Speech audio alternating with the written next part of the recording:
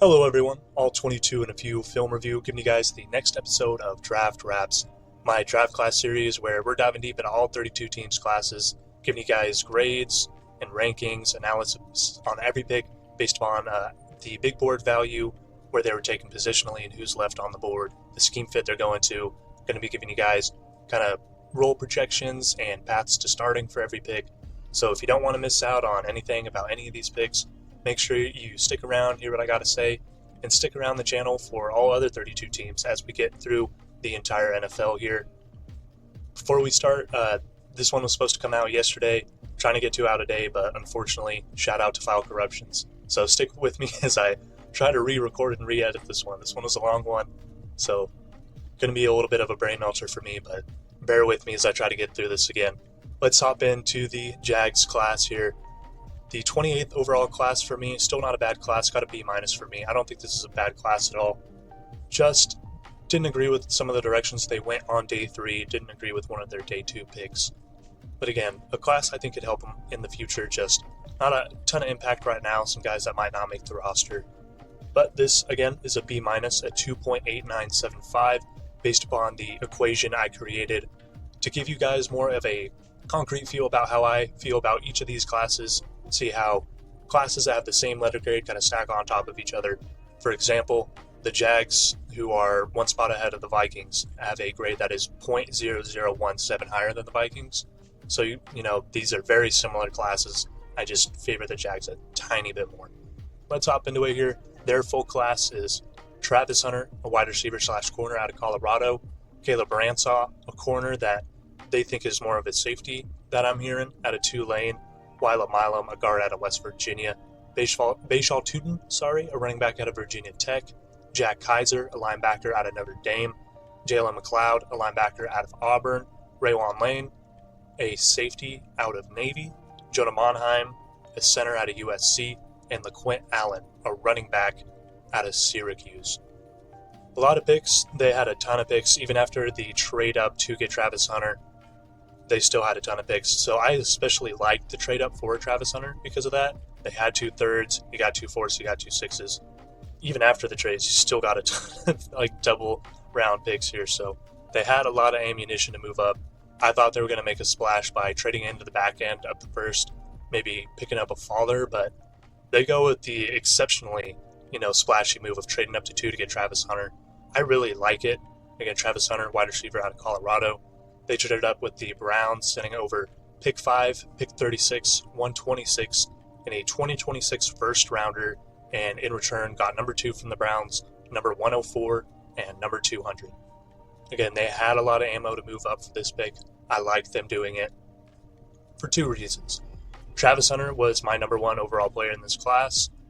You don't see people that have true first-round grades as corners and true first-round grades on an offensive position at wide receiver. That just doesn't ever happen. So he's a generational type of player in that aspect of you can feel comfortable trying to play him both ways, even if he's not going to, consistently start every snap offense and defense. I think they're going to lean a lot more into him as a receiver early on than a corner. They said they view him more as a receiver than a corner, but I still think he's going to play a pretty significant amount of snaps on defense, whether it be on nickel packages, dime packages, in the red zone, 2-minute offense. He's too good not to put him on the field, especially considering how the kind of strength of their secondary right now. He's just too good of a player. But the second reason I like this a lot, kind of just mentioned, is he fills needs on both sides that they do need. Wide receiver, I kind of like their room as well-rounded, but I do admit that they need some more juice out of Brian Thomas, not a whole lot of explosiveness or juice.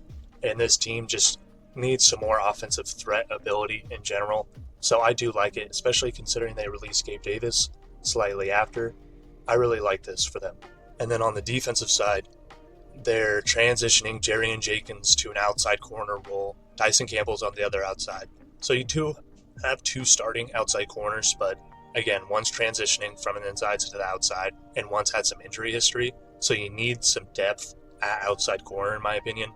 Although he's probably not going to be playing a ton of outside corner, and if one of their top 2 guys were to go down, I don't know if they would just fully transition him to defense to make up for that. it still provides an extra layer of stability in that room, especially considering how good his play is. Again, my number one big board player, that BBR right there you see on your screen, the big board ranking. Number one overall player, my number one corner. He barely edged out Tedero McMillan as my number one receiver. Those guys were on a very similar tier to me. 6 foot, 188, not the thickest player at all. You can see it on tape, but has size to play at the NFL. You're not concerned about his size. 21.9, going to be 22 by the start of the season. Did not qualify for a RAS. He didn't test. Made 100% sense. He was considered to be a top 5 pick basically throughout the entire process once the season ended. He's not going to risk himself by testing. 100% understand that. In 2024, he had 4 interceptions, 11 PBU, 39.9 passer rating allowed when targeted in coverage, which is really, really insane. So very nice production on the defensive side. 96 receptions, 1,258 receiving yards, and 15 receiving touchdowns. So insane kind of production at receiving as well. Was the 2024 Heisman College Football Player of the Year, the Biletnikoff Award winner for Best Receiver, the Bednarik Award for Best Defensive Player, the Paul Hornung Award for the Most Versatile Player, the Walter Campbell Award, which is another Player of the Year award, was a first-team All-American All-Purpose and cornerback, and then he was a second-team wide receiver. Absolutely insane. Production, awards, athleticism. Again, he didn't apply for an RAS because he didn't test, but he is a very twitchy, quick player. Not the best burner deep, but he has true deep vertical speed. You're not worried about that at all. I'd expect him to test in the low 4s, late 4.3s. Wouldn't be surprised by that at all. This got an A for me. Sorry, not to get ahead of myself. Not an A plus just because you had to trade a brick load to get up to him. But I don't mind them trading for him. Again, he was a number one player in my class. You had to trade up a brick load, but you got him at 2. He helps you on both sides of the ball. I really like this. Struggle not giving this an A plus, but due to giving up a first next year, giving up 36, it's just a lot of picks to move up. 3 spots. So can't give it an A plus, but still a very, very good A for me. Their next pick, the 88th pick, the 24th pick of the 3rd round, they got this pick from the Dallas Turner trade up. The Vikings trading up to get Dallas Turner in those draft 1 or 2 years ago, blanking on that, but they got this from the Dallas Turner trade up. Caleb Bransaw, someone who I thought was more of a corner, played 96% of his snaps in the slot. This was a true slot for Tulane, didn't really do anything outside of that, but I thought he would have an easier transition to outside corner. I think he has the size to do it. He has the athleticism to do it. I thought it'd be an easier transition for him. A lot of talk coming out of the Jags training camp and media saying they view him as a safety, which I don't hate, but it would lower this pick for me if he is a safety. Even though I value free safety as one of their top 3 needs, I really wanted them to go after safety in this class. I think it was a huge need for them. He's going to be transitioning to safety for the first time, and if you look at the board, you have Xavier Watts, who's a really good true safety, who isn't a physical freak, but you feel more than comfortable with him on the back end just due to the instincts. He is such a smart player. And then if you wanted a guy who can play the slot and the safety, kind of how they might use Ransaw, Billy Bowman, who plays safety and slot, is a really good player too, moves well, already has experience at the position. Don't 100% understand the direction they're going with this. He was my 117th player on my big board. They took him at 88, about 30 spots early for me. I thought this was a guy you could have waited till the 4th round. I wouldn't have been surprised if he fell to the back end of the 4th round just because he only played the slot in college. Before you traded up for pick 109, you had pick 89 for Wailamailam. You had pick 102. I think he falls to 102. You have pick 104. I think he'd fall to 104. I wouldn't 100% be surprised if he fell to 105 or 107, what they had that they took Jai Kaiser at. So it's like, you could have waited multiple picks here. I feel like if you wanted to go the safety route, you could have got a better true safety. If you wanted to go the slot safety route, there was a better slot safety on the board. Just don't 100% agree with it or see the vision. It's just he's going to have to be transitioning to free safety. And the fact that he's doing that doesn't make me think he's going to be Darnell Savage out in year one. And making that pick with your second overall pick in the class, just a little bit questionable to me. Again, 117 on my big board. He was the 13th corner taken off the board. I view him as a corner. Was the 14th one ranked on my big board, so positionally, not terrible value. But if you view him as a safety, this would drop even lower to me. So a little bit more of a question. This 5'11", 197, put up a 9.75 RAS, and you see it, he flies around the field on tape. Super quick player. He has all the athleticism and the size to move back to safety, so he can do it, and if he hits, this can be a really, really good safety for you. I'm not saying it can be, just saying it's going to be a difficult transition, and I don't think it's going to happen day one, or at least year one. It's going to be 23 by the end of the season. In 2024, he had 0 interceptions, 3 PBUs, 34 tackles, 4 TFLs, 1 sack, and a 79.1 passer rating allowed when targeted in coverage. Was a 2024 third-team American Athletic Conference selection in his first year at Tulane. Spent his previous first 3 years at Troy, so you like to see him kind of flourishing in a new environment in his first year, but still. Not insane production, only played in the slot, is going to have to be transitioning to a new position. I thought you could have waited multiple picks to get him. Again, this is a really, really big position of need, so the grade is going to get bumped up a little bit, but can't love it still. Is a B- for me. I thought there was a multitude of directions they could have went that would have been a better route. With the 89th pick, the very next pick, the 25th pick of the third round, they go Wylet Milam, a guard out of West Virginia, someone who played all his snaps at left tackle, but profile's a lot better at guard, in my opinion, has the arm length that would say he's probably going to slide into guard. And due to their depth chart, I think he does play guard. I wouldn't be surprised if they wanted him to battle Walker a little out at left tackle, but I don't think they're going to do that. I think they took him to battle with Ezra Cleveland and Patrick McCarry for a starting guard spot. They got this from trading up with the Texans. They sent them pick 102 and 142 to get back 89 and move down to 236. I like it. You had to trade up for him. I think if you're waiting till 1 or 2, you're not going to get a guard of this caliber, and you wouldn't have.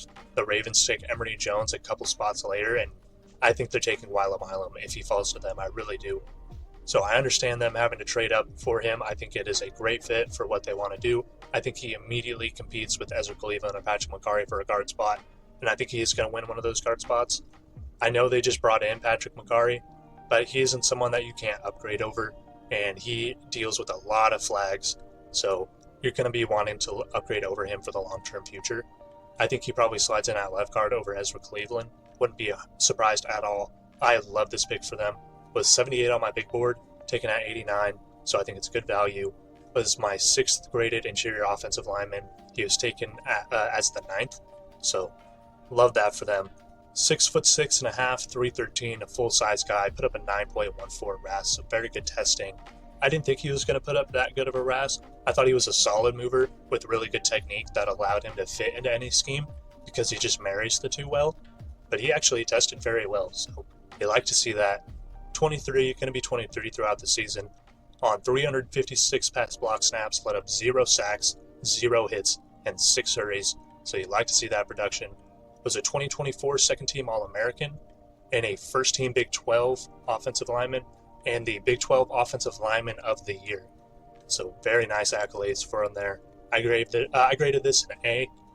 Again, you just had to move up a lot for this, but love it, love it, love it. Wasn't their number one positional need for me, but definitely was a spot I wanted them to target just at O-line in general, whether it's someone competing for snaps right away or someone that's very high trade C developmental type that might be starting for you down the line. They just need more bodies on the interior in general. And even if they wanted to get someone out on the left side to compete with Walker Little, I would understand that.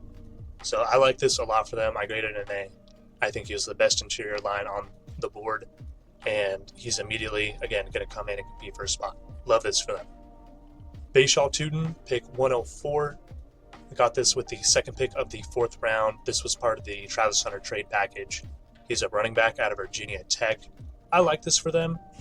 You have Travis Etienne there, you have Tank Bigsby, you have, I think it's Keelan something, I'm spacing on that name, but you need more just kind of home run hitting and explosive playmaking potential in this room. Tank Bigsby, not the most explosive athlete. Travis Etienne has dealt with some injuries, and last year just didn't give him a whole lot of chunk plays. It's not entirely his fault, but it's not like he was always making it happen himself either. Bayshaw Tuden is one of, if not the best, home run hitting back left on the board at this point.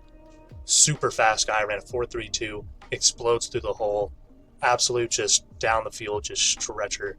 5'9", 206, put up a 9.56 RAS score. So despite the 5'9" height, put up some very nice testing numbers, or enough to get a very nice RAS score. Was 22, going to be 22 throughout the season, at 1,159 yards, 6.3 yards per carry, which is very nice. 15 touchdowns, 23 receptions on 27 targets, only 81 yards on that, but 2 touchdowns. Was a 2024 second team ACC all-purpose player. You love to see that. Or 2024 second team running back. I think he was a 2023 team second team all-purpose player. Had 2 kick return touchdowns in 2023. So you like to see the kind of flexibility, the added versatility, his ability to get kick returns. Even if he doesn't slot in as the RB2, I think Etienne and Bigsby kind of take those spots again for this year. This is someone who's going to get a decent amount of snaps, whether it's on the kick return unit, just getting him scheme touches, getting him screens, getting him alleys, to just try to let him use his speed to make plays. This is a guy who's going to get the ball at some point during the season. I like this a lot for them. Isn't it? I love it. This is about his range, I think, in terms of just overall running backs, well-rounded running backs. There was better ones on the board, but they need juice. They need home run ability, so I don't hate it for them. Dylan Sampson's still on the board. I like him a bit better, but Bayshaw Tuden's probably my number 2 home run hitter at this spot, so I like it. Jack Kaiser, their next pick 107, the 5th pick of the 4th round, a linebacker out of Notre Dame. This is an IC division. Oh, also, before I forget, as you see, we kind of have different grades here for the day 3 grades. If you have any confusion about anything you're seeing up on your board, anything in the stats, anything as far as grading goes, it's all in the description. I got, descriptions for all of my grading stuff, the rubric, all the stats come from NFL.com or the Prospects College website for congruency and continuity.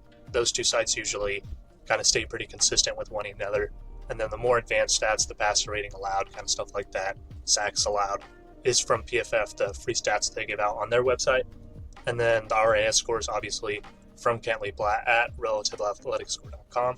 So all of this stuff will be linked down, described down below in the description. So if you have any questions, go take a head in there. And if it's not in there, come scream at me in the comments for not having it in there, and I'll make sure to get it in there. But Jack Kaiser, an IC division pick.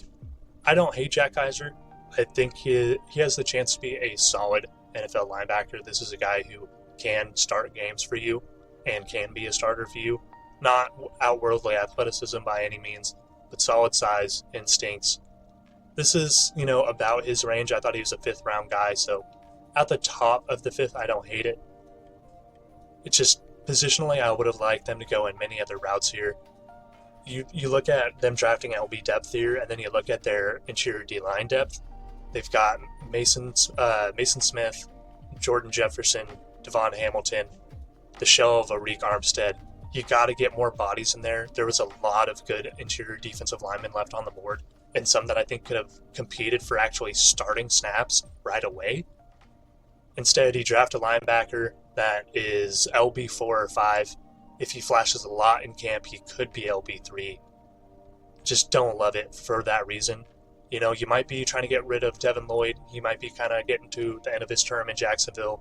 But you still got Foyesade Oluokun. You still got Chad Muma. You just drafted Ventrell Miller recently. How competitive is he going to be in this room right away? And even if you move on from guys, he might not be starting till 2 or 3 years down the road. I'm thinking probably more towards 3.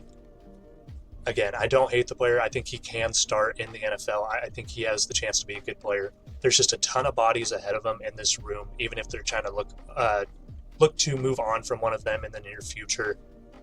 And they had other positions that just needed depth a lot more than linebacker. I like their linebacker room, even if they get rid of one. I think they have guys to step up. I think you have a lot of unproven, untested, and guys that just haven't done great so far in your interior D-line group. Would have left them to go that route in this spot. Even another backup outside corner, if Travis Hunter's not playing a lot of snaps, you really want to shore up the outside corner group. If Jarian Jones doesn't have a good transition to the outside, if Tyson Campbell gets hurt again, you need another body in that room. If you want to get another true free safety, even, to make sure the Caleb Ransaw transition goes smoothly, I wouldn't hate that. I think there's still good safeties on the board here. Again, I like Jack Kaiser, just a ton of different directions I would have went in this spot if I were them. 6'2", 231, going to be 25 in the middle of the season. So, again, another reason not to love the pick. If he's not starting for 2 or 3 years, then he's not getting significant playing time until he's going to be about 27, 28. And then he's not really hitting his prime until he's already 30.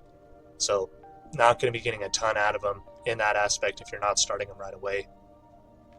Put up a 7.68 RAS score, not a terrible mover at all, not an exceptional athlete, but someone you feel comfortable out on the field, just not someone that's going to give you a lot of explosive flashes. Had 90 tackles, 5 TFLs, 2 forced fumbles, 2 PBUs, 2 sacks, and 5 missed tackles on the season. Only 5 missed tackles for 90 total tackles, so you like to see that missed tackle percentage. That's a very low percentage. In his first year as a full starter at Notre Dame, he started 8 games in 2021, but in 2023 and 2022, he didn't have as many starts. Just really, really interesting to see. I don't know why that is. I didn't see anything about injuries kind of holding back, so very interesting. Not 100% sure the case on that. But again, like the player, just don't like where he's going. Don't like kind of the direction they went with it. So it's nice to see the vision. The next pick, they go Jalen McLeod, a linebacker out of Auburn with the 194th pick, the 18th pick of the 6th round. I can't find the trade details anywhere. It's driving me crazy. I looked forever, I promise. It's from the Seahawks. I know that. But I don't know the specific trade details for it. I'm pretty sure this was not from the Sam Howell trade. NFL.com would have told me if it was, unless I'm just blind and not seeing things. But again, let me know down below if you know what it's from. A linebacker out of Auburn, more of an off-ball edge tweener type, at 6'2", 241, had 57 tackles, 13 and a half TFLs, and 8 sacks, 1 PBU, 2 forced fumbles. So a lot more productive getting after the quarterback and getting into the backfield than playing true off-ball. So I actually like this better for them if they view him as an edge. It would be a little bit early for me. You're getting more of an undersized guy that would be transitioning to a position that he wasn't at full time. I think that's more of a 7th round, especially kind of given the athleticism and kind of what he showed on tape. But I don't hate it at all. Just probably would have waited a little bit more. I don't like this as much as they view him as a true linebacker, especially getting Jack Kaiser, the pick before. Jalen McLeod's going to come in and slot as your LB6. Might not even make the team. So I think this has got to be more of a transition to edge for him. I hope it is for his sake and for the team's sake. It would just be a better pick overall, in my opinion. Again, 6'2", 241. So would be undersized, but it's not size you can't play at the outside. We see guys with this size be able to play on the outside, especially if they have the right technique, are able to keep leverage, are strong. He is going to be 23 at the start of the season. Didn't qualify for an RAS. At edge, he's not going to be a bad athlete at all. Not an uber athlete, but playable athlete at edge on the outside. Was a 2-year starter at Auburn. Spent the previous 3 years at Appalachian State. Again, I see the vision. Just thought this was early for him, no matter how you view him, as an off-ball or an edge. But not a bad pick. I like it more if it is edge. I hope it is edge for their sake. The next pick, we go Raywan Lane, the 3rd, a safety at a Navy. Someone that played a lot of free, but someone I view more as a strong, taken with pick 200 The 24th pick of the 6th round, again, another pick from the Travis Hunter trade package. 5'11", 200, going to be 22 at the start of the season. Only put up a 5.25 RAS, not the best tester, but someone who flies around on field and just loves to hit, loves to just put his shoulder pads and helmet in people and just decollete them. You see the 14 missed tackles on 70 total tackles, which is not a good rate at all. But that's because he's not wrapping up 100% of the time. Still someone that's going to give you a lot of special teams value. I give it, and I don't get it because he's a strong safety in a kind of group that really needs free safety help. Again, you have Darnell Savage, who is not a plus starter you're wanting to upgrade over. Caleb Baranza is going to be making the transition from slot corner to free safety, so a projection. And then you have Eric Murray, who you just signed, who's more of a strong safety type. You have Antonio Johnson, who you just drafted recently, more of a strong safety type. And then you have Raywon Lane, more of a strong safety type. And I'm forgetting that they still have Andrew Wingard in there. So he's going to be your 6th safety, competing for the 4th or 5th total safety spot. If he is the 6th safety and he can't beat out Andrew Wingard, or maybe an Antonio Johnson for a roster spot, or for the 4th or 5th spot, then he's probably not making the roster. And at this spot, I think there's a lot of dudes that definitely could have made your roster extremely easily. If you go for another interior lineman at the spot, you go for, please, an interior defensive lineman at this spot. Again, I just think there was much better routes to go. Don't get me wrong, I like Jack Kaiser before, I like Raywon Lane. I just don't like them taking him. I don't understand the fit. I don't understand the vision. I get he's a good special teamer, but you're drafting him in a room full of strong safeties, and he might not make the roster just due to the total amount of bodies they have there right now. So I don't really 100% get this pick. The next pick, they go Jonah Monheim with pick 221, the 5th pick of the 7th round, a center out of USC. I love this pick, man. I absolutely love this pick. A full-size interior guy at 6'4", 302, going to be 23 at the start of the season. On 514 pass blocking snaps, he had 0 sacks, 2 hits, and 14 hurries. Excellent production for this late in the class. You're not going to be seeing a whole lot of guys allowing 0 sacks on that many pass block snaps this late in the draft. A 4-year starter at USC has starts at right tackle, at left tackle, at right guard, and at center. And that's 100% why I love this. Also because he started at center this year. This is a very, very thin center class. There wasn't a ton of draftable guys, in my opinion. Just a couple of guys that were draftable or could come in and at least try to compete for a spot, even if they won't be an elite center or a top 10 center, can at least play in the NFL. Jonah Monheim is one of those guys. So the fact that your team just needs depth at O-line in general, and you got one of the only playable centers in this class, love that for them. And also a 4-year starter. They, like I said, just need help on the interior line in general, and he has experience starting at 4 different positions on the offensive line. So you're very comfortable moving him around, trying to mold him, even if he isn't going to be center long term. You can move him around, trying to mold him for a position, try to get him to grow. Very high upside guy, in my opinion, moves well. I love this pick for them. Absolutely love it. Considering it's the 7th, he plays multiple positions on the line, especially center, and their team needs O-line depth. I think it's a beautiful pick. Their last pick, pick 236, the 20th pick of the 7th round, they go LaQuint Allen, a running back out of Syracuse. This would be an I love it pick if he went anywhere else. I think this is excellent value for LaQuint Allen, one of the best receiving type backs in this class, and not a terrible running back overall either. But you took Bashaw Tootin earlier in this class. You have Travis Etienne, you have Tank Bisbee, you have Keelan on this roster. I'm sorry, I'm forgetting his last name. Let me look at the Jags roster real quick. Keelan Robinson. Sorry about that. So he's going to be competing for RB4. Maybe if he shows more than Bashaw Tootin in camp, RB3. But he might not even make the roster, and that's just tough because this is a player that I think should make an NFL roster on a lot of teams. But you took kind of an explosive back earlier. Travis Etienne is a very good receiving back, even if you're not looking at keeping him long term. He's still going to be on the roster this year. You have Tank Bigsby, you have Keelan Robinson on roster. So he's going to be competing for RB4 most likely. And that's just tough because, like I said, not every team keeps 4 RBs on their roster. And this is a guy with a ton of talent that should make a roster. If they didn't take Bashaw Tootin earlier, this would be an I love it. If they moved on from Travis Etienne before the season, this is probably an I love it because he would just immediately replace the receiving kind of capabilities of Travis Etienne. So absolutely would love that. But due to the fact that they have other RBs, it's just an I like it pick. They got this pick from the trade up with the Texans earlier, the trade up to get Wyatt Milam. This is the Jags class again, scored a 2.897, a B- for me.